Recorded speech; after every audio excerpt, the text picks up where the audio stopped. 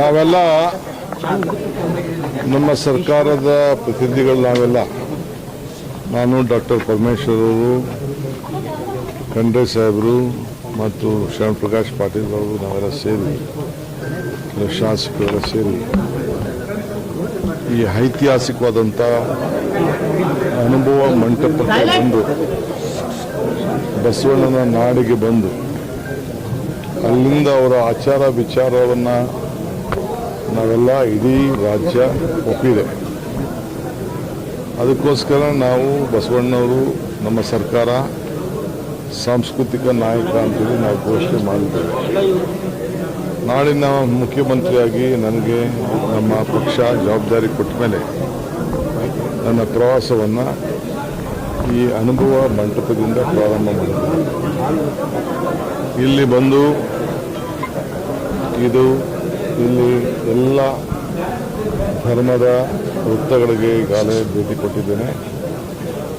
ಹಳೆಯ ಅನುಭವ ಮಂಟಪ ಮೊದಲಿಂದ ಕೂಡ ಹಿರಿಯರು ಏನು ಮಾಡಿದರು ಅದಕ್ಕೆ ಕೂಡ ನಾನು ಭೇಟಿಯನ್ನು ಕೊಟ್ಟಿದ್ದೇನೆ. ಇದನ್ನು ಕೂಡ ಈಗಾಗಲೇ ಸುಮಾರು ಭಾಳ ಚೆನ್ನಾಗಿ ನಡೀತಾ ಇದೆ. ಈಗಾಗಲೇ ನಮ್ಮ ಎಲ್ಲ ಸಹೋದ್ಯೋಗಿಗಳು, ನಮ್ಮ ಮಂತ್ರಿಗಳೆಲ್ಲ ಇದನ್ನು ಆದಷ್ಟು ಜಲ್ದಿ ಮುಗಿಸ್ಬೇಕು ಕೆಲಸ ಅಂತೇಳಿ ಹೇಳಿದ್ದಾರೆ. ಯಾವ ಥರದ ಹಣನೂ ಕೊರತೆ ಆಗದ ರೀತಿಯಲ್ಲಿ ಕಾರ್ಯರೂಪವನ್ನು ವಹಿಸಿ ಇದನ್ನು ಆದಷ್ಟು ಜಲ್ದಿ ಇದನ್ನು ಮುಗಿಸುವಂಥ ಕೆಲಸವನ್ನು ನಾವು ಮಾಡ್ತೇವೆ. ಸುಮಾರು 700ಕ್ಕೂ ಹೆಚ್ಚು 742 ಕೋಟಿಗಳನ್ನು ಈಗಾಗಲೇ ಇದಕ್ಕೆ ಕ್ರಿಯಾ ಯೋಜನೆಯನ್ನು ಈಗಾಗಲೇ ಮಾಡಿ ಅಪ್ರೂವ್ ಆಗಿ ಸುಮಾರು 400ಕ್ಕೂ ಹೆಚ್ಚು ಕೋಟಿಯನ್ನು ಈಗಾಗಲೇ 480 ಕೋಟಿಯಷ್ಟು ಈಗಾಗಲೇ ಬಿಡುಗಡೆಯನ್ನು ಕೂಡ ಮಾಡಿದೆ. ಎಷ್ಟೇ ಆದರೂ ಚಿಂತೆ ಇಲ್ಲ, ನಾವು ಇದನ್ನು ಈ ಕೆಲಸ ಇದು ಸರ್ಕಾರದ ಕೆಲಸ. ನಮ್ಮ ನಾಡುಗಲ್ಲ, ರಾಷ್ಟ್ರಕ್ಕಲ್ಲ, ಅಂತಾರಾಷ್ಟ್ರೀಯ ಮಟ್ಟದಲ್ಲೂ ಕೂಡ ಅವರ ಚಿಂತನೆಗಳು ಎಲ್ಲ ಕೂಡ ನಾವೆಲ್ಲ ಅಳವಡಿಸ್ಕೊಳ್ತಾ ಇದ್ದೇವೆ. ಅದಕ್ಕೆ ಇಲ್ಲಿಂದನೇ ಕೂಡ ನಾವು ನಮ್ಮ ಪ್ರವಾಸವನ್ನು ಕೂಡ ಕೈಗೊಂಡಿದ್ದೇವೆ. ಅದರಿಂದ ಬಸವಣ್ಣವರ ತತ್ವಗಳನ್ನು ನಾವು ಪ್ರಚಾರ ಮಾಡಲಿಕ್ಕೆ, ಅವರಿಗೆಲ್ಲರೂ ಕೂಡ ಜನರಿಗೆ ನೆಮ್ಮದಿ, ಶಾಂತಿ ಎಲ್ಲ ಸಿಕ್ಕೆ ಈಗ ತಾನೇ ನಾನು ಈ ಅನುಭವ ಮಂಟಪದಲ್ಲಿರುವಂಥ ಜ್ಞಾನ ಮಂದಿರ ಏನಿದೆ ಆ ಜ್ಞಾನ ಮಂದಿರಕ್ಕೂ ನಾನು ನಮ್ಮ ಪರಮೇಶ್ವರ್ ಅವರು, ಶರಣ ಪ್ರಕಾಶ್ ಪಾಟೀಲ್ ಎಲ್ಲ ನಾವೆಲ್ಲ ಭೇಟಿ ಕೊಟ್ಟಿದ್ದು ಎಲ್ಲ ಎಕ್ಸ್ಪ್ಲೇನ್ ಮಾಡಿದ್ರು. ಯಾವ ರೀತಿ ಪ್ರತಿಯೊಬ್ಬರು ಕೂಡ ಇಲ್ಲಿ ಬಂದವರು ಶಾಂತಿಲಿ ಕೆಲಸವನ್ನು ಮಾಡ್ಬೋದು ಅನ್ನೋ ದೃಷ್ಟಿಯಿಂದ. ಸೊ ಮುಂದಕ್ಕೆ ಇದೊಂದು ದೊಡ್ಡ ಪುರಾತನವಾದಂಥ ಒಂದು ಸ್ಥಳ, ಇದೊಂದು ಕಲ್ಚರಲ್ ಸೆಂಟರ್, ಇದೊಂದು ಆಧ್ಯಾತ್ಮಿಕವಾದಂಥ ಕೇಂದ್ರ, ಇದೊಂದು ಪ್ರವಾಸಿ ಕೇಂದ್ರ, ಇವೆಲ್ಲ ಕೂಡ ಆಗ್ತದೆ. ಸೊ ಇದಕ್ಕೆ ಹೆಚ್ಚಿಗೆ ಪ್ರೋತ್ಸಾಹ ಕೊಡುವಂಥ ಕೆಲಸವನ್ನು ನಾವು ಮಾಡ್ತೇವೆ.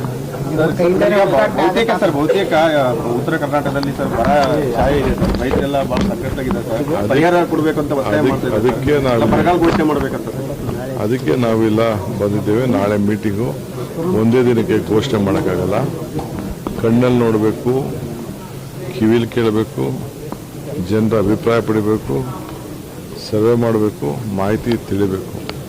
ಇನ್ನು ಏನೇನಾಗಿದೆ ಇನ್ನು ಅದಕ್ಕೆಲ್ಲ ಕಾಲ. ಪ್ರವಾಸ ಸ್ಟಾರ್ಟ್ ಮಾಡಿದ್ದೀರಿ, ಸರ್ ಬರದ ಪ್ರವಾಸ ಸರ್ ಇದು. ನೀವೇನಾದ್ರು ಜಾಸ್ತಿ ಮಾತಾಡಿದ್ರೆ ನಾನು ಮಾತಾಡಿದ್ರೆ ಸ್ವಲ್ಪ ಇರಿ, ನನಗೆ ಮಾತಾಡೋಕ್ಕೆ ಅವಕಾಶ ಕೊಡಿ. ಆದಷ್ಟು ಜಲ್ದಿ ಮಾಡ್ತದೆ. ಇನ್ನೊಂದು ಘೋಷಣೆ ಮಾಡಲಿಕ್ಕೆ ಬಯಸಿದೆ. ಬೆಂಗಳೂರು ನಗರದಲ್ಲಿ ಈಗಾಗಲೇ ನಾವು ರಸ್ತೆಗಳ ಬದಿಗಳಲ್ಲಿ ಬೀದಿ ವ್ಯಾಪಾರಿಗಳನ್ನ ತೆರವು ಮಾಡ್ತಾ ಇದ್ದೇವೆ.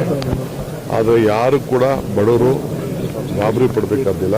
ನಿಮಗೆಲ್ಲ ಆಲ್ಟರ್ನೇಟಿವ್ ವ್ಯವಸ್ಥೆನ ಪಕ್ಕದ ಸೈಡ್ ರೋಡ್ಗಳಲ್ಲಿ ನಾವು ಮಾಡಿಕೊಡ್ತೇವೆ. ಮತ್ತು ಈಗಾಗಲೇ ಯಾರು ರಿಜಿಸ್ಟ್ರೇಷನ್ ಮಾಡ್ಕೊಂಡಿದ್ದೀರಿ ಅವ್ರಿಗೆಲ್ಲ ತಳ್ಳೋಗಿ ವಾಹನ ಕೂಡ ಒದಗಿಸ್ಕೊಡ್ತೇವೆ.